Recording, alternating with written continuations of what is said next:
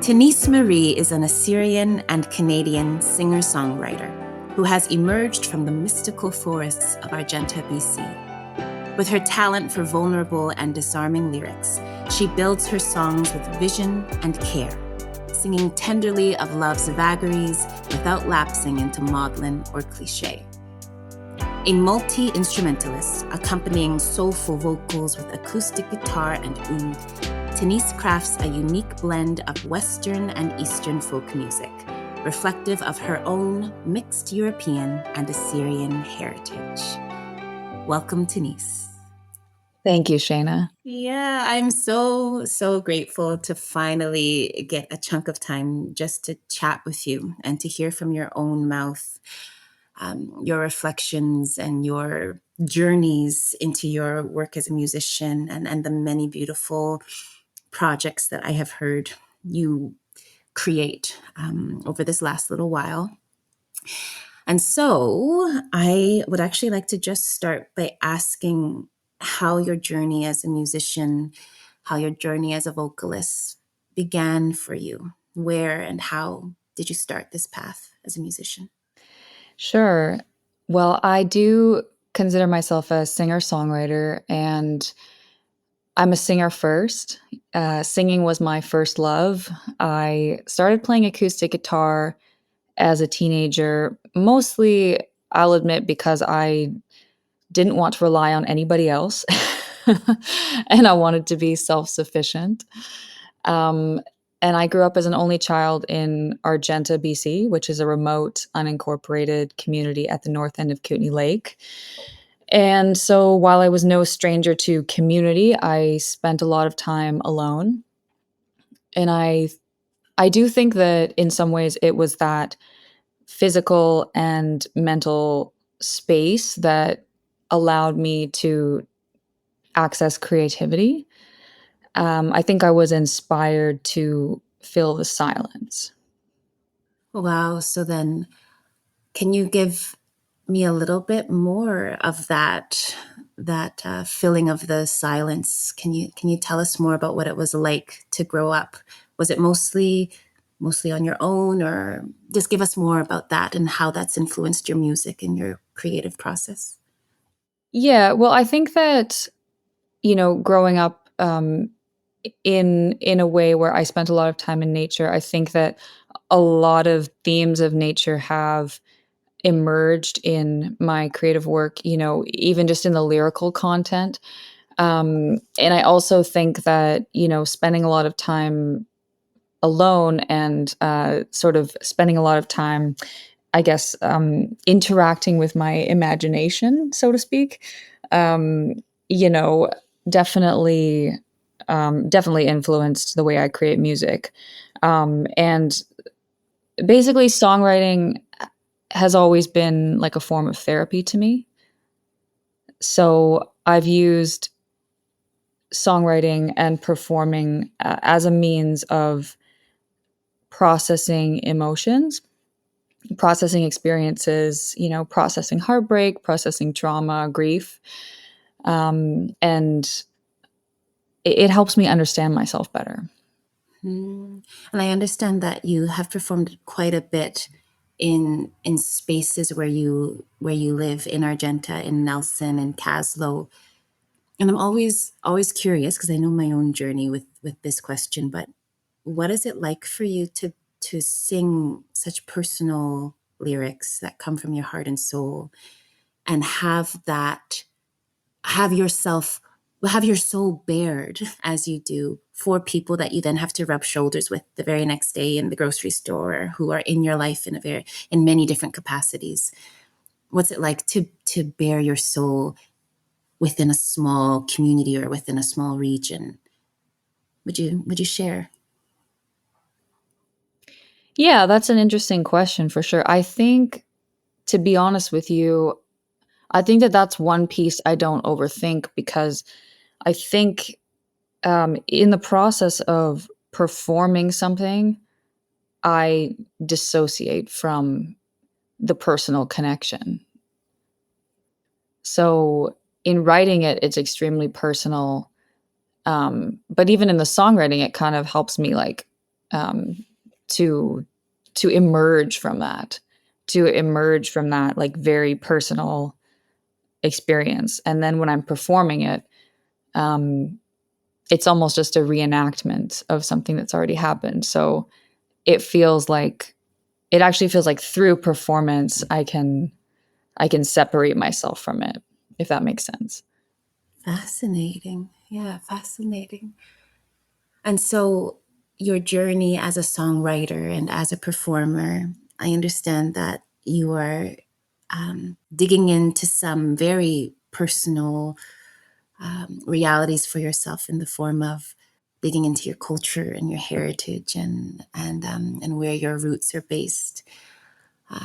Would you give us a window into that? Because I know this is a pretty big deal, pretty big thing, and I don't want to speak about it. I want to hear it from you. So tell us about this latest work. Sure.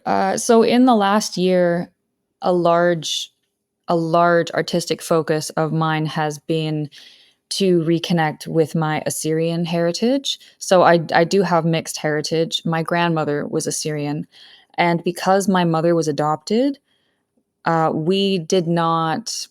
We were not connected with our Assyrian family. So the people that have been still connected to Assyrian language, Assyrian culture, I grew up without any of that. And it's only been in the last year and a half that, well, I joined an Assyrian women choir, for one. That's sort of where it all began. And then through the Assyrian Arts Institute, which is based in California, I was connected with a number of different Assyrian creatives, and which have these connections have led to several different projects and to some different exploration for myself personally and artistically. But basically, in the last year specifically, a large amount of my focus has gone into this because I was fortunate to receive a research and creation grant from the Canada Council for the Arts, and they actually facilitated my trip to the Assyrian homeland in northern Iraq. So that was, I mean, it was an incredibly profound experience. And there's a big difference between reading about what it means to be Assyrian on a Wikipedia page and then going to the Assyrian homeland, going to Atra, and experiencing that firsthand. So I think it was somewhat impossible for me to not integrate those experiences into my art. And when I came back to Canada, wrote I wrote a number of songs, but I wrote three that felt really complete. They were in English, and they also incorporated some Assyrian lyrics, which has been a huge learning experience and super exciting. And I performed these songs at a couple concerts that I did in the Kootenays, one in Nelson and one in Caslow, which were called Argenta to Atra. So Atra is the Assyrian word for land or country, and it's what Assyrians commonly use to describe their homeland. So basically, these concerts were exploring the themes of similarities and differences between these two places that I grew up in, or that I grew up in and that I revisited, and sort of comparing different experiences of home. Could you give us a window of some of the insights or reflections that you draw out in that performance piece, Argenta to Atra? Some of the reflections. Yeah, what of comparing your experience of what it's like to be in both lands and what it means. Can you give us a little window into what you reveal in that piece? Sure. Well, I mean, something that I noticed when I went to Atra was that I did feel like an outsider in the sense that I am still learning the language and learning a lot of the cultural norms. However, something that made me feel very at home was the rural environment that I experienced in Assyrian villages, which a lot of Assyrians who grew up in the global diaspora, most of these people have grown up in cities. So that was something that I had in common with people who had, had the experience of growing up in Assyrian villages. In that way, I was more acquainted with village life than people who were, more acquainted with the language and more acquainted with the cultural practices. Hmm.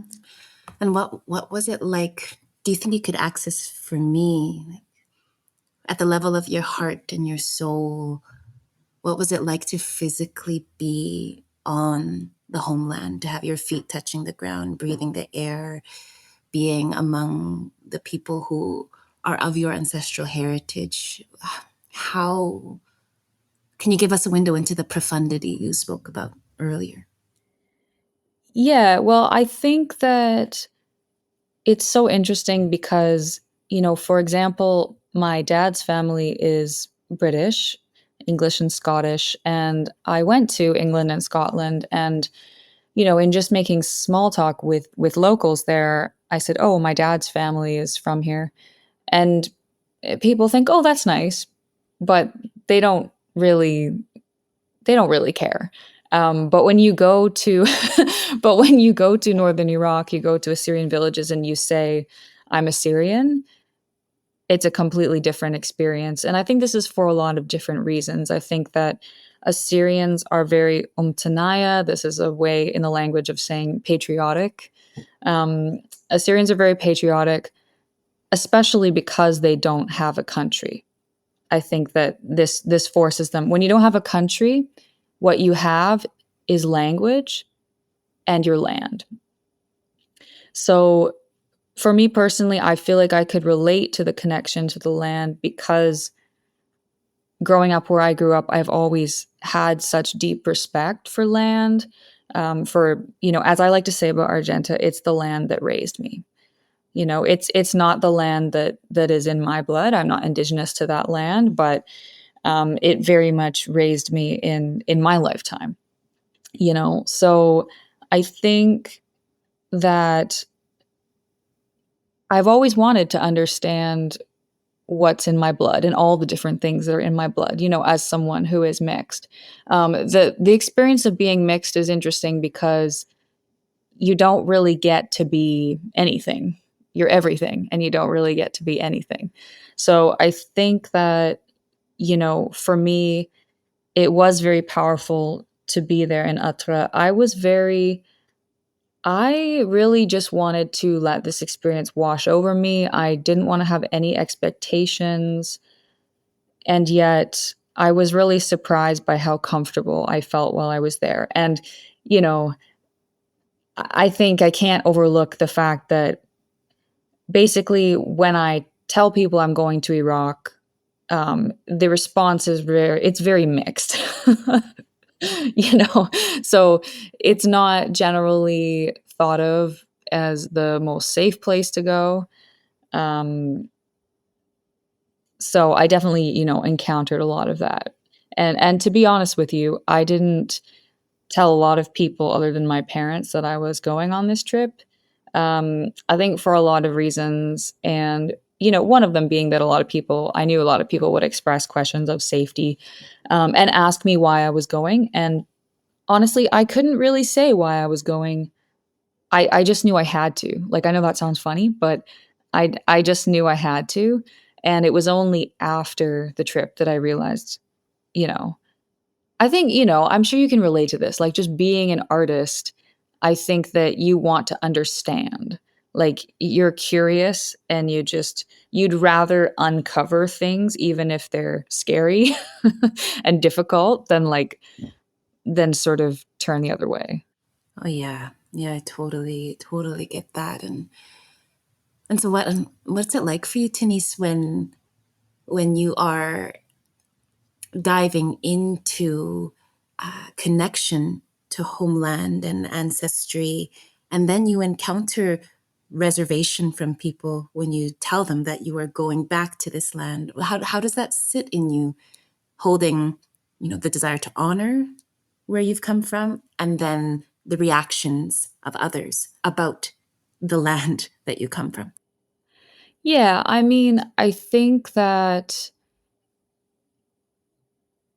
I just had to go and experience for it for myself, because even before I really took a deep dive into reconnecting with my Assyrian part of myself, occasionally it would come up because my whole life people have asked me about my ethnicity. And of course, it's not a simple story. It's okay, well, there's this and there's that. And, there are different pieces here. But um, I remember, telling someone that my grandmother was from Iraq because, nobody really knows who Assyrians are. So you kind of just have to dumb it down for people. um, so I said my grandmother was born in Mosul. And this I remember this person kind of reacted like ugh, like I remember that, and that is very much because there is so much stigma attached to being from the Middle East.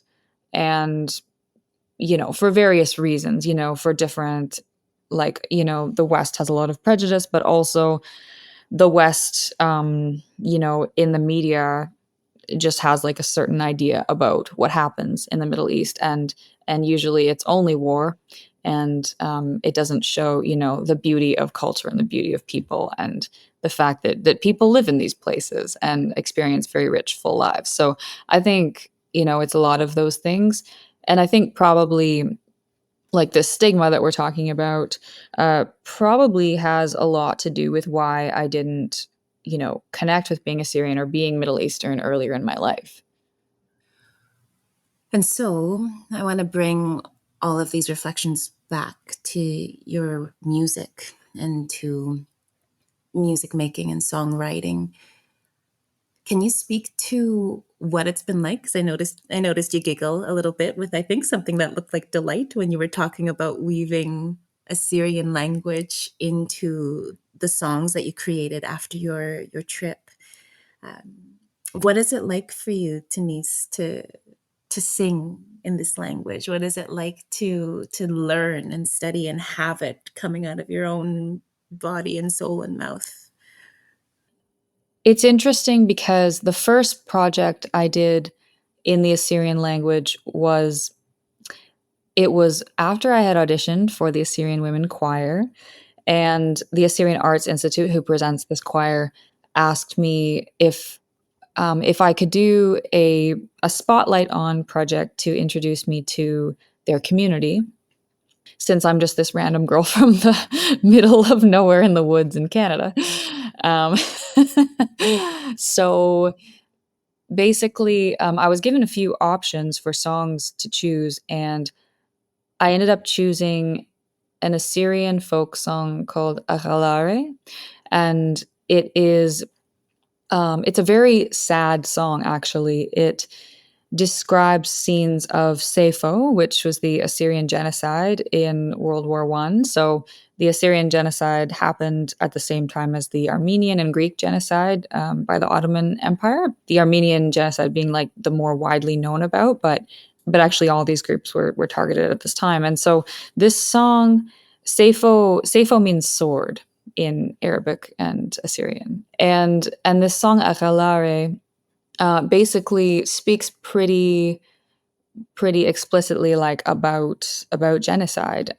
It's really beautifully done in the Assyrian poetry. But for whatever reason, this is just the song that sonically I felt the most drawn to, and I decided to do a version of it where I played oud and sang. And this was the first time I had sang in Assyrian, and basically I thought, well, I've sung in other languages, so how hard can it be? um, and I received a lot of help, a lot of coaching, because there are a lot of consonants that aren't even found in English. There's lots of ch and g and things that were not familiar to my to my mouth. I mean, to be honest with you, I had to have my friend teach me to roll my R's. like like it's funny now to think about where I was 1 or 2 years ago. But yeah, I mean, it was very, for lack of a better word, it was very foreign to me. It was very unfamiliar and uncomfortable to first speak and sing in the language. And I I sometimes got discouraged, but I just sort of persevered through it. And that has always been my way of learning is really through the music. So yeah, by the time I finished this project, for this song, it was very well received. And that was very encouraging. And then I continued to sing with the choir, which was primarily Christmas repertoire. So that was really fun. And just a side note, I love Christmas music. I always have. Um, but yeah, and so then, as part of my Canada Council project, I was taking some Zoom Assyrian language lessons with a teacher in Chicago. And I have learned, basically to read and write at a very basic level, which requires learning a new alphabet. And it's a whole thing. But it's so fun. And when I get things right, I feel like a little child and I'm very excited. And it almost feels like I'm like cracking the code sometimes, when I make little like discoveries or correlations. So yeah, it's been, I guess, when it comes to writing in the language, though, I try to be very patient with myself. And that's why I didn't tell myself, okay, you're going to write an entire song in Assyrian. I'm like, how can we just integrate elements of this, so that I can, express myself fully in English, which is my first language and really the only language I'm proficient in. But then, how can we also, you know, honor the Assyrian language? Because there's so much focus on language revival, specifically with the Assyrian language. And I will say that it's also a really challenging language to learn because, for example, there's no Google Translate, there's no Duolingo for Assyrian. Somebody told me there are 136 dialects of Assyrian. And so, sometimes like every different village can have a slightly different dialect. And so it's definitely challenging and it definitely requires a lot of patience. But for the 3 songs that I performed for Argenta to Atra, that were inspired by my trip, one of them was entirely in English, but just had like some references to places I had visited and, like a reference to an Assyrian singer, Asher Bitsargas, who I saw perform in Duhok in Nuhadra, which is the Assyrian word. And then the other 2 songs were one I had written in English, and I had my songwriting mentor of my Canada Council project, who's an Assyrian Canadian musician named Stella Resgo. She's in the Greater Toronto area. I had her actually translate the English into Assyrian so that the song it's half in English and half in Assyrian. And I kind of told her, I was like, it doesn't have to be exact, but I was like, if we can preserve these different qualities. And she did a beautiful job. Like it's very poetic in Assyrian too. So I thought that was kind of a cool outcome. And then the third song I wrote the verses in English and had some help, but basically was able to write the choruses in Assyrian. So, Tenise, do you believe that this, or do you feel or sense that this deep dive into your roots and your heritage, do you feel like that this is going to trickle or be present in your work as a singer-songwriter moving forward? Or do you feel that this is having its place and then other things will take and move you? Or is this something you're going to want to keep layering in and deepening in your music work? I mean, I do feel like it's just the beginning of, of a journey which I think will be a long one.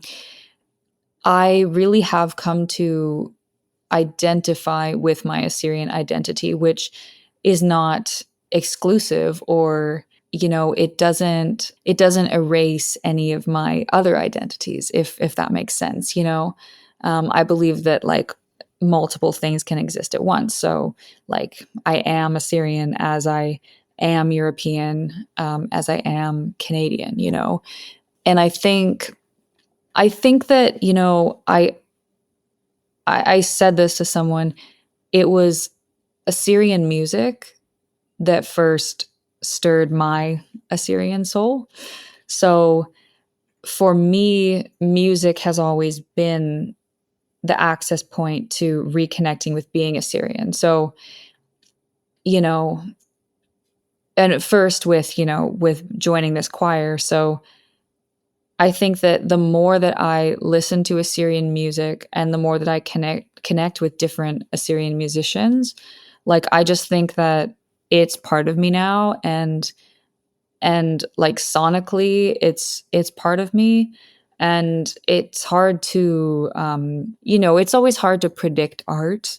I think that it's hard to predict art, and it's something I noticed while I was doing this Canada Council project is I put so much pressure on myself when I was writing the songs, because I said to myself, like, well, this is an Assyrian songwriting project, so these songs need to sound Assyrian.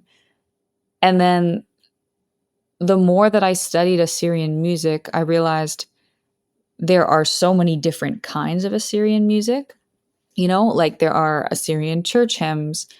There is Assyrian popular music where it's quite upbeat and it's played at weddings and it's for dancing. So basically, I guess it depends what you think Assyrian music is, which is interesting because that's where I started the project, being like, I want to understand what Assyrian music is. And I'm at the end of my project now, kind of thinking I don't necessarily know more about what Assyrian music is, except that, like, I guess I have more questions than I have answers. And my questions are like, so, is it are they the instruments that make it Assyrian? Is it the language that makes it Assyrian? Is it the use of the language in the music that makes it Assyrian?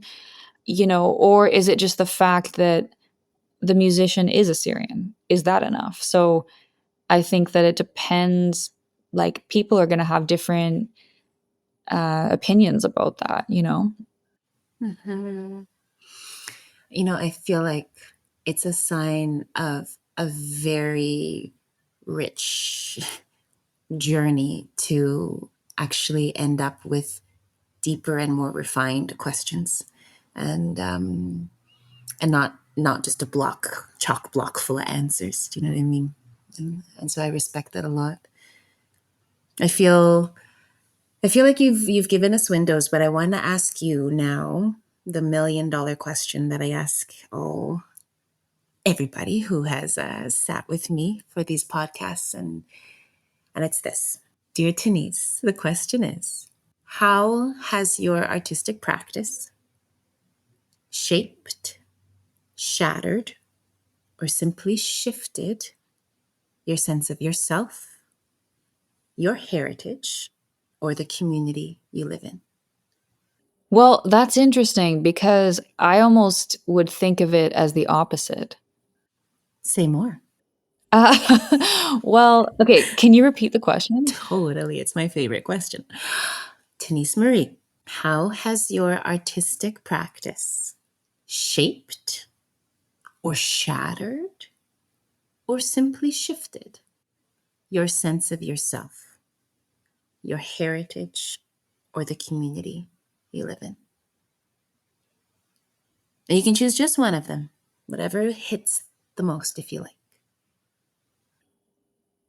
I guess it's just interesting because I always think about my environment, my community, my heritage, my surroundings as informing my artistic practice and not the other way around. So like your question is giving me so much to think about that I don't even know how to I don't even know how to process it. Um yeah. That's just fine. Then we're going to have to do a part 2 where we spend half an hour diving into your answer to that question. Yeah. Mm-hmm. Well, Tenise, Sorry. you know what? I appreciate the honesty, and I actually like. I think you're the first person that I've had reveal that they actually see that question as in reverse, and I really could spend another half hour diving into that sense that you have. For those folks who are listening who want to follow your journey as a singer-songwriter, or your journey diving into heritage and your roots and culture, how can we stay connected to you, Tenise? Yeah, you can follow me on Instagram, follow me on Facebook. You can contact me through my website, tenisemariemusic.com. Yeah. Perfect. I have a feeling that there's going to be some souls who are drawn to the journey that you're on and are going to be reaching out to you. And thank you so much for giving me a little bit of your time and giving us a window into your world and your journey. And so many blessings on you as you carry forward. And we'll do a part 2 one day to get the rest of your answer. Thanks, Shayna. Thank you, Tenise. Bye for now. Bye-bye. Thank you for listening to the Vibrant Basin podcast. I'm your host, Shayna Jones. Vibrant Basin is produced by the West Kootenay Regional Arts Council.